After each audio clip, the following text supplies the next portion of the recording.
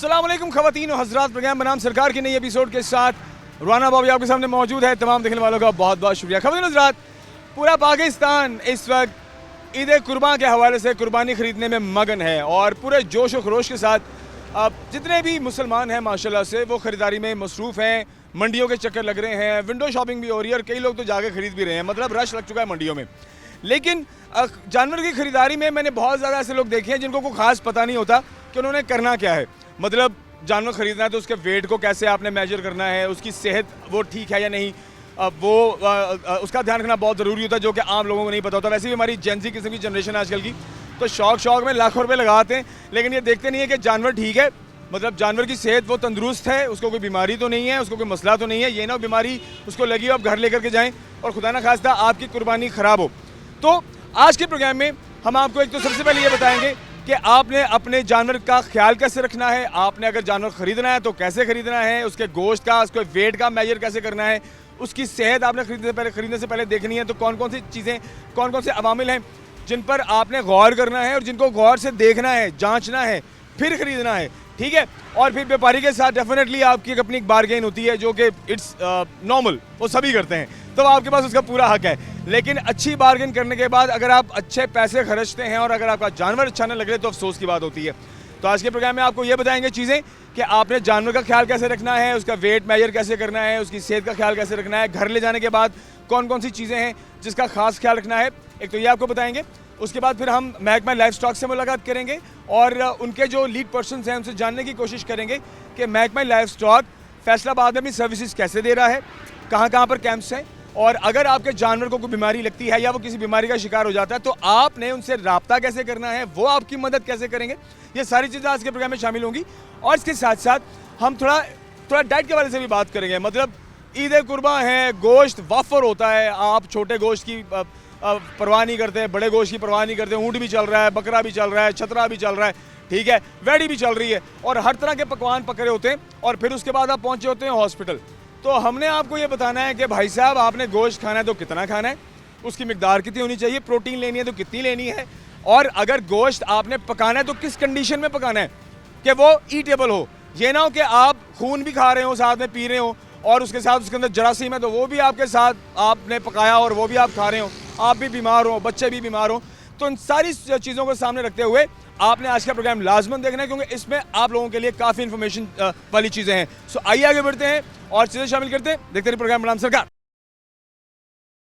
ख़वातीन हज़रात, कुर्बानी के हवाले से पाकिस्तान भर में जानवरों की ख़रीदारी का सिलसिला जारी है और इस मामले में महकमा लाइफ स्टॉक का बड़ा ही इंपॉर्टेंट रोल है। इस मामले में हम थोड़ी डिस्कशन करेंगे। हमारे साथ डॉक्टर सैयद नदीम बदर साहब मौजूद हैं, आप divisional director life stock Faisalabad हैं। सर से इंपॉर्टेंट डिस्कशन इसलिए भी है क्योंकि जानवरों की ख़रीदारी में अक्सर व बेशतर लोग कहीं ना कहीं चूक जाते हैं और कोई ऐसा जानवर भी ले आते हैं जो बीमार होता है या वो कुर्बानी के काबिल नहीं होता या उसका वेट उस बराबर आप पे नहीं करते जितना उसका वेट होता है। तो इसमें बहुत सी पेचीदगियां हैं और इसके अलावा भी हम ये भी डिस्कशन करेंगे सर से कि ओवरऑल जो कैंप्स लगाए गए हैं फैसलाबाद पूरे शहर में कहाँ लगाए गए हैं और इनमें कौन कौन सी सहूलियात हैं जो कि दी जा रही हैं। सर कैसे आप ठीक ठाक हैं? जी बहुत शुक्रिया, अल्हम्दुलिल्लाह। सर ईद उल अज़हा की आमद है माशाल्लाह से और पाकिस्तान भर में ऑफ कोर्स फैसलाबाद में भी लोगों की ख़रीदारी का जो सिलसिला है जानवरों की वो जारी है। सबसे पहले सर बताएंगे कि टोटल कैंप्स कितने लगाए गए हैं लाइफ स्टॉक की जानिब से फैसलाबाद शहर में? जी फैसलाबाद में जी 2 कैटल मंडीज़ हैं और 5 एनिमल सेल पॉइंट्स हैं डिस्ट्रिक्ट फैसलाबाद में। टोटल फैसलाबाद डिवीज़न में जो है इस वक्त 13 एनिमल सेल पॉइंट्स हैं और 6 कैटल मंडीज़ हैं और 23 हमने डिपार्टमेंट ने इंटर डिस्ट्रिक्ट चेक पोस्ट लगाई हैं कि जो दूसरे ज़िला से जानवर आते हैं उनके ऊपर हम एंटी टिक स्प्रे हमारा हमला करता है। और 433 हमारा जो स्टाफ है वो डिप्यूटेड है 3 शिफ्ट्स में, ठीक है जी। हर 8-8 घंटे की शिफ्ट है, 24/7 हमारा स्टाफ अवेलेबल है लोगों को सर्विसेज देने के लिए। और हमारे पास जो फैसिलिटीज़ हैं यहाँ पे एनिमल सेल पॉइंट्स और कैटल मंडी में वो प्रेगनेंसी टेस्ट की है, जानवर को कोई ट्रीटमेंट चाहिए, फ़र्स्ट एड चाहिए, उसके लिए हमारा स्टाफ हर वक्त मौजूद है वहाँ पे। अच्छा सर, ये जो चेक पोस्ट के ऊपर तैनाती की गई है ये 24/7 है, मतलब जब तक के ईद के दिन रहेंगे। और इसमें मुझे काइंडली बताएंगे कि क्या ये लाजिम होगा कि जो भी क्रॉस करेगा उसको वैक्सीनेशन या वहाँ पर जो भी मेडिसिन आप लगा रहे हैं वो करवा के फिर एंटर होगा?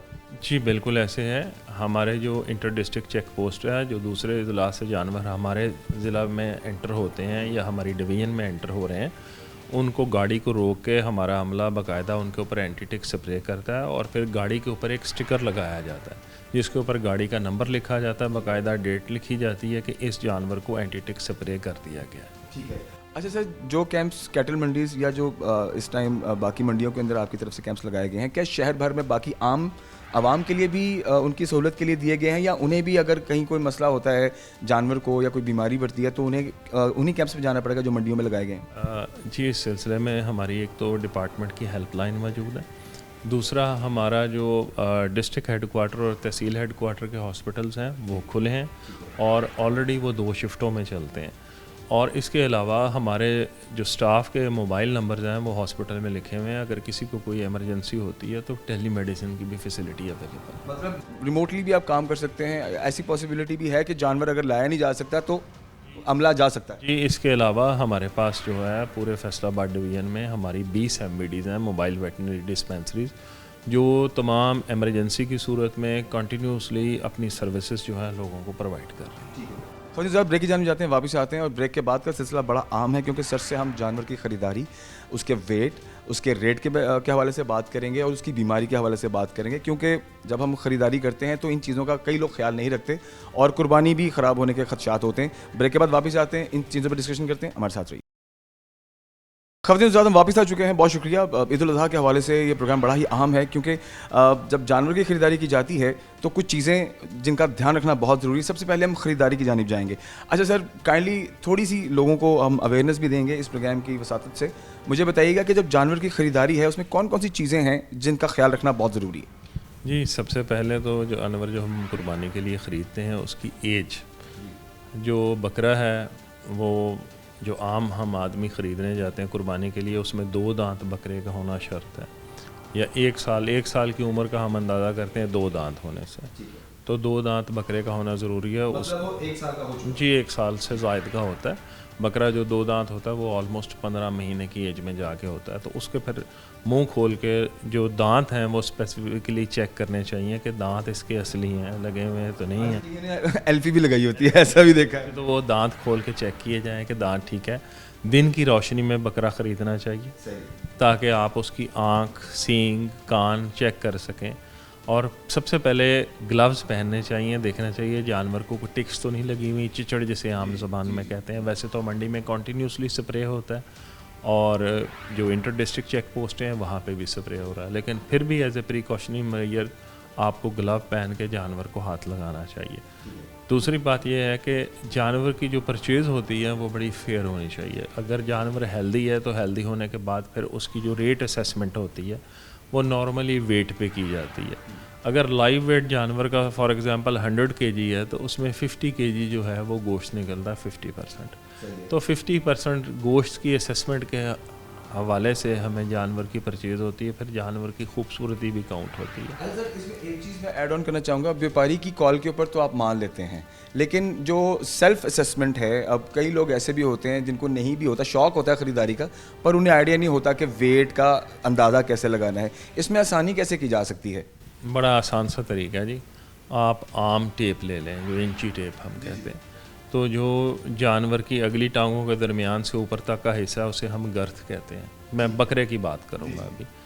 तो गर्थ की पैमाइश कर लेनी है। गर्थ की पैमाइश फ़र्ज़ करें अगर आती है 24 इंच, तो 2 दफ़ा 24 ज़रबे 24 और फिर बकरे की लेंथ माप ली जाती है कि लंबाई उसकी कितनी है, और ज़रबे जी टेल टू हेड उसकी लेंथ की पैमाइश करने के बाद उसको 300 से डिवाइड कर दिया जाता है, तो वो पाउंड्स में बकरे का वेट आ जाता है। तो आपको पता है कि 1 kg जो है वो 2.2 पाउंड्स के बराबर है, तो आप उससे एक अपनी रफली वेट असेसमेंट कर सकते हैं। अगर आप बड़ा जानवर ख़रीदने जाते हैं तो बड़े जानवर में एक दफ़ा गर्थ की पैमाइश, यानी अगली टांगों से लेके ऊपर तक कोहान तक के हिस्से की पैमाइश, ज़रब उसकी लेंथ, तकसीम 300। तो आपको एक सेम फार्मूला रहेगा, सिर्फ बकरे में 2 दफ़ा आपने गर्थ को ज़रब देनी है, बड़े जानवर में आपने गर्थ को एक दफ़ा 1 टाइम ज़र्ब देनी है और 300 से तकसीम कर देना है, तो आपको पाउंड्स में एक रफ असेसमेंट आ जाती है। जो पाउंड्स में वेट आया उसे आप 2.2 पे तकसीम कर दें। अच्छा सर, एक इम्पॉर्टेंट चीज़ ये है, हमने थोड़ा वेट की बात कर ली, रेट के हवाले से भी बात कर ली। मोस्ट ऑफ द टाइम ऐसा होता है हम जानवर घर ले आते हैं तो जानवर घर आते ही उसको मसाइल का वो शिकार हो जाता है, उसमें कोई ना कोई बीमारी जो कि समटाइम हमें समझ नहीं आती।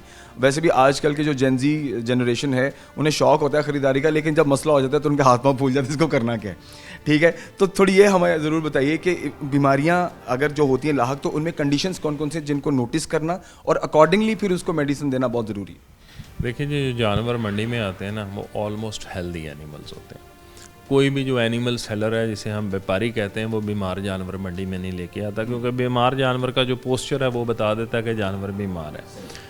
अब वो जानवर होते हैं ओवरफेड हुए हुए। जो ओवरफेड एनिमल्स होते हैं, क्योंकि वो जानवरों को ओवरफेड करते हैं, उनके पास जानवर क्लाइमेटाइज होता है, उनको डिफरेंट टेक्निक्स होती हैं जानवर को फीडिंग करने की। अब वो ऑलरेडी ओवरफेड एनिमल्स होते हैं और सफ़र करके आए होते हैं। हम क्या करते हैं कि जब हम जानवर परचेज़ करते हैं तो हमारे बच्चे शौक में जानवर जब घर लेके आते हैं तो आते साथ उसको फीडिंग शुरू कर देते हैं। जब हम उसको फीडिंग करते हैं तो वो ऑलरेडी ओवरफेड एनिमल होता है, ऊपर से और फीडिंग होती है तो उसका मेटाबॉलिक सिस्टम सारा डिस्टर्ब हो जाता है। जब वो डिस्टर्ब हो जाता है तो वो किसी न किसी मेटाबॉलिक डिजीज़ का शिकार हो जाता है। उसके बाद उस जानवर को या तो डायरिया लग जाता है, या उसको इन्फेक्शन हो जाती है, टिम्पनी हो जाती है, उसका पेट फूल जाता है, फिर हम लोग परेशान होते हैं। उसका बेहतरीन तरीक़ाकार है कि जब आप जानवर मंडी से परचेज़ करके लाएं तो सिंपल सादा पानी जानवर के आगे रखें।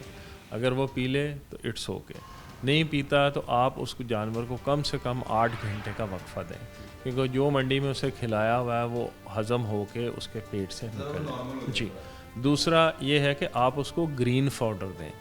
जो बकरा है इसके लिए बेहतरीन है अल्फाल्फा लूसन, या आजकल जो जंतर आया हुआ है ये बेहतरीन है। बड़ा जानवर आप ख़रीद के लेके आते हैं तो उसको जो चारा आम हमारे पास सब्ज़ अवेलेबल है, लश ग्रीन पाउडर अवेलेबल है, उसको आप सब्ज़ चारा डालिए, जितना खा जाएगा उसका उस इशू कोई नहीं है। हमारे जहन में ये होता है कि बच्चे अक्सर और जो शौकीन हजरात हैं वो कहते हैं कि जानवर की हम 4 दिन खिदमत करेंगे तो ज़्यादा मोटा हो जाएगा। जो हमारा लोकल बकरा है ये 200 से 220 ग्राम से ज़्यादा पर डे वेट नहीं गेन करता, मैक्सिमम 200 एवरेज या 220 ग्राम्स, इससे ज़्यादा नहीं। इसी तरह जो बड़ा जानवर है वो 1400-1500 ग्राम से ज़्यादा वेट नहीं गेन करता। अगर 1400 ग्राम ऑन एन एवरेज या 1500 ग्राम जानवर वज़न गेन करता है ना, तो आप देखिए कि वो हाफ उसका गोश्त पैदा होता है। अगर 1400 ग्राम है तो 700 ग्राम वो गोश्त पैदा करेगा, 50% गोश्त निकलना है। तो कुर्बानी से अगर हम फ़र्ज़ करें 10 दिन पहले भी बैल ख़रीद के घर ले आते हैं और वो 1400 ग्राम रोज़ाना वज़न गेन करता है, तो वो 700 ग्राम के हिसाब से 7 किलो गोश्त में मैक्सिमम इजाफा कर सकते। हाँ, लेकिन वो 7 किलो का इजाफा करने की बजाय हम उसका 15-16 किलो वेट उल्टा रिड्यूस कर देते हैं उसे बीमार करके। तो उससे बेहतर है कि जानवर को सादा खुराक पर रखें, सिंपल चारा दें और पानी दें और लश ग्रीन पाउडर दें उसे, ताकि वो जानवर जो है मंडी से जो उसकी फीडिंग ओवर फीडिंग हुई है उसका जो डाइजेस्टिव सिस्टम है, निज़ाम हज़म है, वो नॉर्मलाइज हो जाए। शौक में बच्चे या जो घरों में हजरात होते हैं वो उनको चारे के अलावा भी चीज़ें खिला देते हैं, मतलब बर्गर दे दिया, चिप्स डाल दी, बोतल पिला दी, इस तरह की चीज़ें शौक में डालते हैं। क्या ये जानवर की सेहत के लिए ठीक है? नहीं जी, जानवर की मैंने यही अर्ज़ किया ना, जानवर को घर में ला के ग्रेन फीडिंग करनी, किसी ने गंदम डाल देनी, किसी ने चना डालना है, किसी ने चने की दाल दूध में भिगो के डालनी है। ये सारी चीज़ें उसके सारे डाइजेस्टिव सिस्टम को, निज़ाम हज़म को ख़राब करती हैं। कोई बच्चे होते हैं वो लेज़ की चिप्स खिला देते हैं बकरे को, कोई उसको निम्को खिला देता है, कोई पिज़्ज़ा खिला देते हैं। जानवर को तो आप जो चीज़ ऑफ़र करेंगे वो खा लेगा और खाने के बाद वो बीमार हो जाएगा। तो इस किस्म की कोई चीज़ जानवर को नहीं देनी चाहिए। जानवर को आप सिंपल आते साथ उसको बांधिए, जगह उसकी कंफर्टेबल हो, पानी रखिए, पंखा आजकल के दिनों में पंखा लगा हो, सायादार जगह हो। रात को आप उसको बाहर निकालें, बाहर जहाँ पे बांधें वहाँ पे क्रॉस वेंटिलेशन हो, हवा का क्रॉसिंग हो वहाँ से।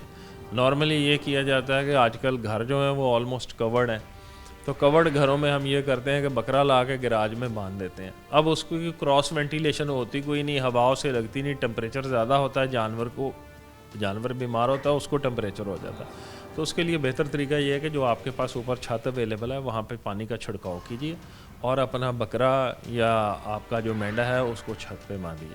अगर आप बड़ा जानवर लाएँ हैं तो फिर उसको किसी ऐसी जगह पे बांधिए जहाँ पे क्रॉस वेंटिलेशन हो, हवा का गुजर हो वहाँ से। अच्छा सर, इंतजार से पहले ब्रेक की जानिब जाएँ, डिपार्टमेंट लाइफ स्टॉक की जानिब से क्या पैगाम देंगे लोगों को? देखें जी, life stock and dairy development department की तरफ से एक तो हम अवेयरनेस दे रहे हैं तमाम लोगों को कि आप जानवर ख़रीदते वक्त सबसे पहले अपनी सेहत का ख्याल करें, अपनी केयर करें और आप पर्सनल प्रोटेक्शन जो इक्विपमेंट्स हैं वो आपकी पूरी होनी चाहिए। आप अपना ग्लव पहने, मास्क पहने, मंडी में जाके जानवर को दिन की रोशनी में देखें, सेहतमंद तंदुरुस्त जानवर ख़रीदें। अगर आपको जानवर ख़रीदते वक्त किसी भी किस्म की कोई दिक्कत आती है, हमारा स्टाफ वहाँ पे बैठा है, हमारी हेल्पलाइन अवेलेबल है, आप हमें कॉल कर सकते हैं, हमसे आप टेक्निकल गाइडेंस ले सकते हैं वहाँ पे।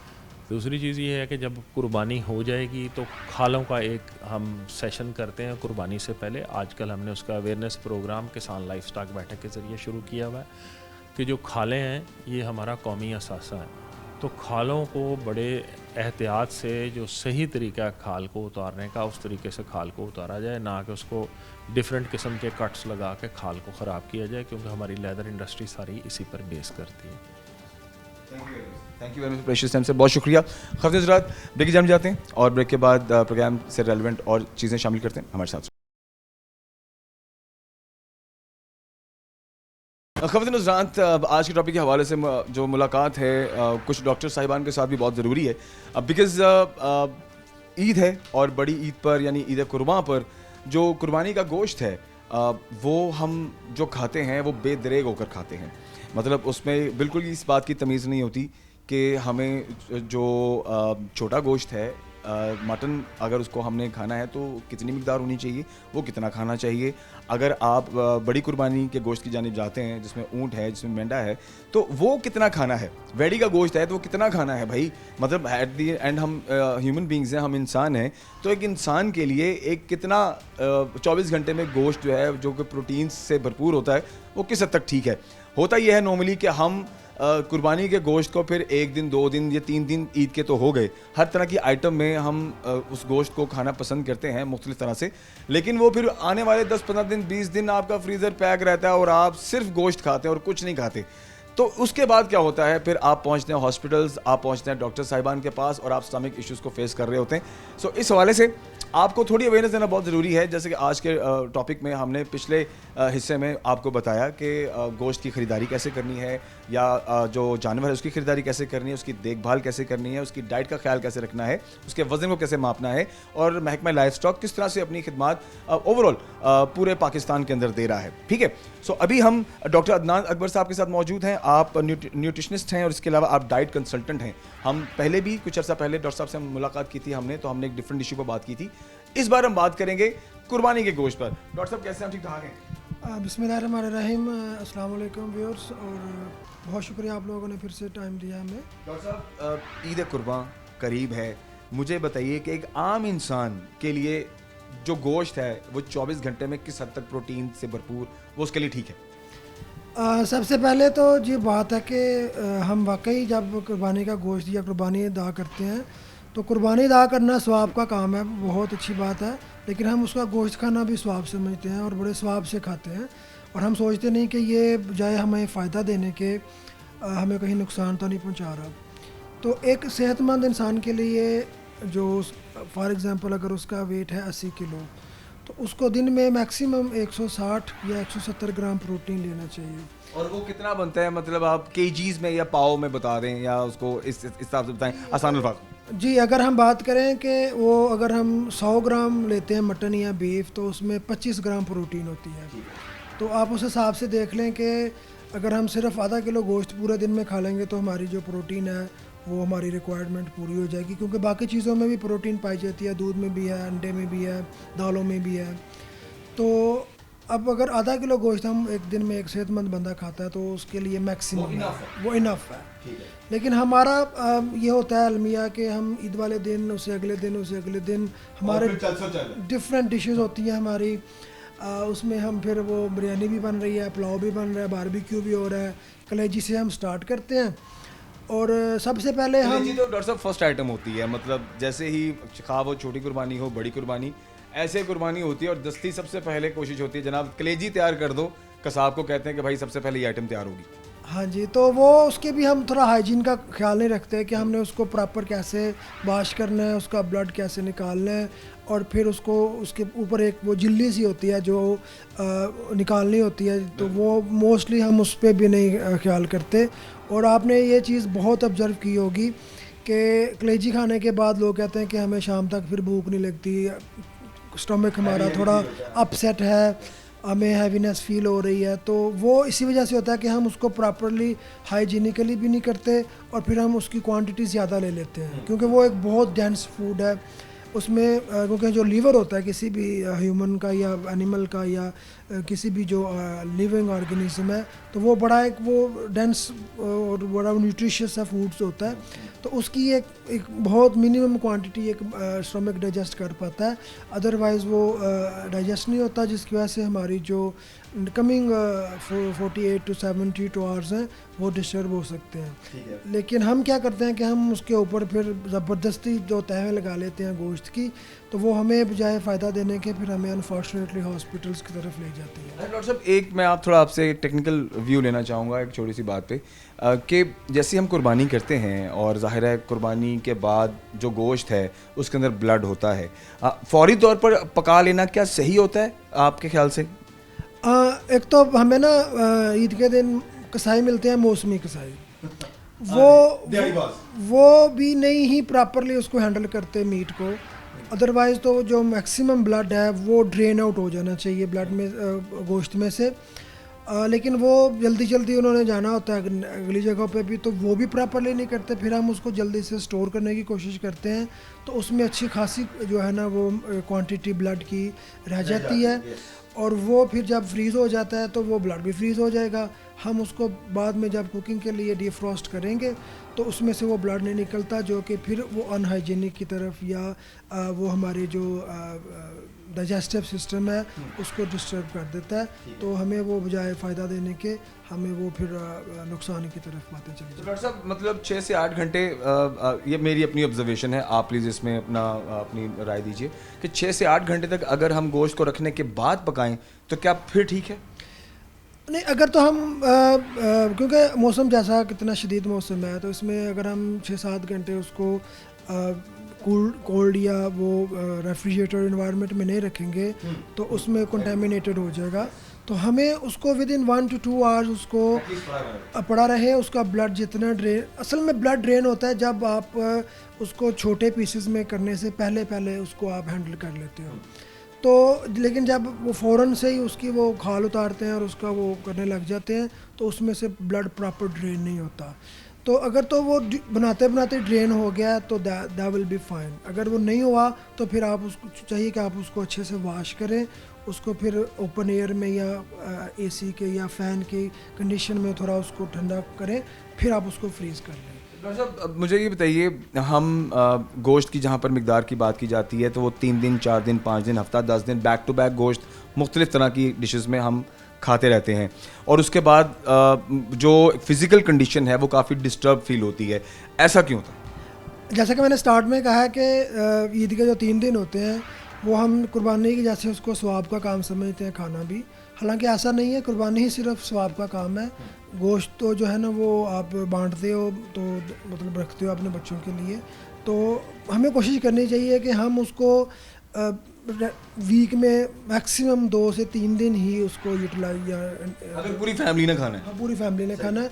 लेकिन ये नहीं कि सुबह डिफरेंट डिश बन रही है, दोपहर को डिफरेंट बन रही है, शाम को डिफरेंट बन रही है और सब में मटन है, बीफ है, मतलब वो सारा कुछ चल रहा है साथ साथ, तो ये डेफिनेटली हमारे इस वेदर में हमारे स्टमक इतना इसके लिए वो फेवरेबल कंडीशंस नहीं होंगी कि हम उसको बार बार खा के भी डाइजेस्ट कर सकें। हमारी प्यास बढ़ेगी, हमारी पानी की जो रिक्वायरमेंट है वो बढ़ेगी, हम उसको फुलफ़िल करेंगे तो डेफिनेटली हमारे स्टमक पे वो बर्डन आ जाएगा। ठीक हो गया फौजी साहब, ब्रेक की जाने जाते हैं, ब्रेक के बाद हम वापस आएंगे। मौसम की गर्मी यानी ओवरऑल चेंज को सामने रखते हुए, ईद कुर्बान को सामने रखते हुए, आपने गोश्त को कितना बनाना है, कितना खाना है, और एक अच्छी डाइट डेली जो आपने ईद के दिनों में रखनी है वो कैसे बेहतर होगी, इस पर बात करेंगे ब्रेक के बाद। हमारे साथ खुद हम वापस आ चुके हैं और हम बात कर रहे हैं ईद उल अज़हा पर, और कोर्स कुर्बानी के गोश्त पर एक डीप डिस्कशन है।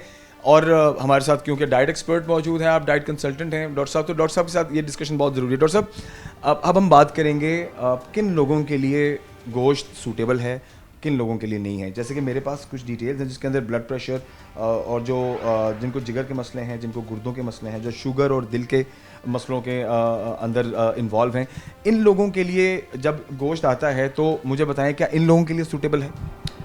देखें, जैसे कि गोश्त है वो मोस्टली हम उसको एज ए प्रोटीन फूड लेते हैं, तो अगर तो कोई पेशेंट है या डायबिटिक है और उसके जो गुर्दे हैं वो शुगर की वजह से इफ़ेक्ट हो चुके हैं, तो उसको बहुत वो रीज़नेबल अपने जो उसका फिजिशियन है या उसका जो न्यूट्रिशनिस्ट है उसकी प्रॉपर गाइडलाइन लेके तो वो कितनी प्रोटीन ले सकता है उसके अकॉर्डिंगली उसको जाना चाहिए। एक होता है यूरिक एसिड एक्चुअली गोश्त जब या प्रोटीन कोई भी बॉडी में ब्रेक डाउन होती है तो उसका जो एंड प्रोडक्ट्स हैं वो उसमें से एक है जो वेस्ट प्रोडक्ट है वो यूरिक एसिड होता है।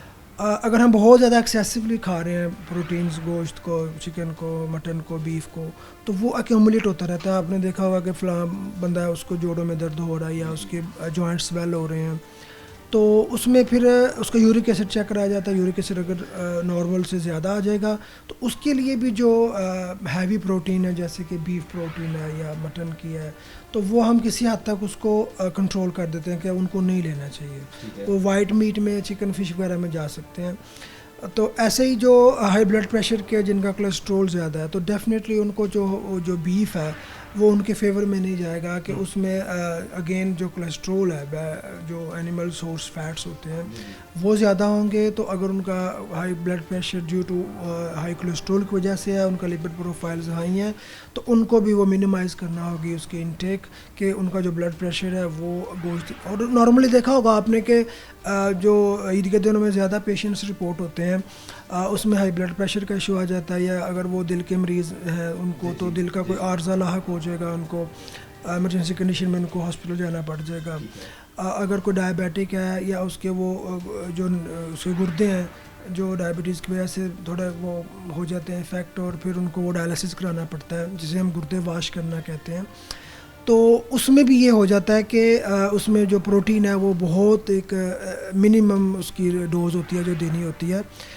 लेकिन हम फिर उसको जो है वो ईद के दिनों में ज़्यादती कर लेते हैं अपने साथ, और जिस वजह से फिर हमारा जो सिस्टम है, हमारे जो गुर्दे हैं वो इफ़ेक्ट हो जाते हैं। मसाले किस कदर इम्पॉर्टेंट रोल प्ले करते हैं, क्योंकि ज़ाहिर है चटखोरे हम हैं, हमें मसाले पसंद हैं, टेस्ट बर्ड्स हमारे ज़रा डिफरेंट हैं आम दुनिया से, ठीक है, और मिर्च मसाले जब तक हमें ना मिलें हमारे फूड के अंदर तो हमसे वो खाया नहीं जाता, ठीक है। तो मुझे ज़रा ये बताइए, क्योंकि अब ईद है और हम क्योंकि ईद पर ही बात कर रहे हैं, ईद के गोश्त पर बात कर रहे हैं, इसमें मसालों का कितना इफेक्ट है जो कि घरेलू तौर पर भी जो बन रहे हैं, बाजारी की तो हम बात ही नहीं करते क्योंकि घर से काम शुरू हो जाता है, घर में कितना इंपॉर्टेंट रोल है? सबसे पहले तो बात की जाए ना जो मौसम है उसके अकॉर्डिंगली अगर हम एक्स्ट्रा स्पाइसी लेंगे, उसमें नमक भी ज़्यादा है या मिर्च ज़्यादा है, तो ऑब्वियसली हमारी जो थर्स्ट है, जो प्यास है वो शदीद हो जाएगी। तो अगर हमने वो पेट भर के नॉर्मल से ज़्यादा खा लिया और हमारी फिर प्यास उसके बाद ज़्यादा होगी, हम ज़्यादा पानी पी लेंगे तो डेफिनेटली हमारा जो स्टमक है उसको हैंडल नहीं कर पाएगा। और इसके ये हुआ किस वजह से है कि हमने एक्स्ट्रा स्पाइसी खाया जिसने हमारी बॉडी में जाके जो थर्स्ट के रिसेप्टर्स हैं, प्यास वाले लगाने वाले जो चीज़ें हैं इंक्रीज़ कर दिया उसको। तो उसमें यह है कि नमक का जो इंटेक है वो हमने कम से कम रखना है, और एक्स्ट्रा जो स्पाइसेस हैं जैसे कि हम उसमें काली मिर्च का इस्तेमाल कर लेते हैं या दूसरे स्पाइसेस हैं, लाल मिर्च भी जो है ना वो भी हमारे जो स्टमक को हर्ट करती है। तो हमें बहुत ही कम क्वांटिटी में उसको तैयार करना चाहिए और इतना कि वो हमारे स्टमक पे भारी ना बने। अच्छा डॉक्टर साहब, इन दी एंड एक इम्पॉर्टेंट चीज़ जैसे हमने ब्रेक पर जाने से पहले बात की थी, आप ईद के दिन की डाइट हमें बता दें, 3 दिन की अच्छी डाइट, ठीक है, जिसमें गोश्त भी इन्वॉल्व हो, जिसमें बाकी तमाम चीज़ें भी इन्वॉल्व हों, जिसमें आपकी सेहत ठीक रहे और स्टमक इश्यूज़ ना हो। हाँ जी, अगेन आपने जो है ना वो अपने जो आपकी हेल्थ कंडीशन है उसको देखना है। अगर तो आपका सब कुछ ठीक है, आप नॉर्मल हो, वेट आपका ठीक है, आपको कोई हेल्थ इशू नहीं है, तो आप 2 से 3 सर्विंग ले सकते हैं एक दिन में। मतलब पहले आपने वो सुबह कुछ स्वीट्स वगैरह खानी होती हैं, यानी ईद की नमाज़ पढ़ के आई कुर्बानी की तो कुछ स्वीट्स खा ली आपने, तो हल्का फुल्का नाश्ता कर लिया, क्योंकि जो आपके आने वाले घंटे हैं वो काफ़ी हाँ, तो वो थोड़ा सा कैलोरीज में भी गैप रख लें और अपने स्टमक में भी गैप रख लें। तो बहुत लाइट सा ब्रेकफास्ट करके तो फिर आप जो है ना वो वेट कर लें। तो कलेजी भी जैसे कि मतलब सब शौक से खाते हैं, सबको पसंद है, तो मैं मना नहीं कर रहा कलेजी खाने से। कलेजी बहुत एक अच्छी फूड है, आयरन डेफिशिएंसी में बहुत हेल्पफुल होती है। लेकिन अगेन जैसे हमने बात की है कि उसको बनाने का जो तरीक़ाकार है वो अच्छा होना चाहिए। तो वो थोड़ी सी कलेजी आप खा लें थोड़ी सी रोटी के साथ। ये मैं सेहतमंद लोगों की बात कर रहा हूँ जो बिल्कुल नॉर्मल है। इसके बाद जो आपकी जो भी डिश बनती है गोश्त की, तो वो उस दिन सिर्फ वही आप एज ए डिनर उसको लास्ट मील ले लें। इससे ज़्यादा आप ज़्यादती ना करें अपने साथ, अपने मैदे के साथ। और नेक्स्ट डे फिर आप जो ब्रेकफास्ट है वो अगेन लाइट सा करें कि हमें सुबह सुबह इतना हैवी ब्रेकफास्ट यानी पाए या निहारी के तरफ मत जाएं। वो अगर खानी है तो वो फिर दिन में सिर्फ वही एक खाएं, बाकी का फूड आप अपना सैलड्स वगैरह या लाइट फूड रखें।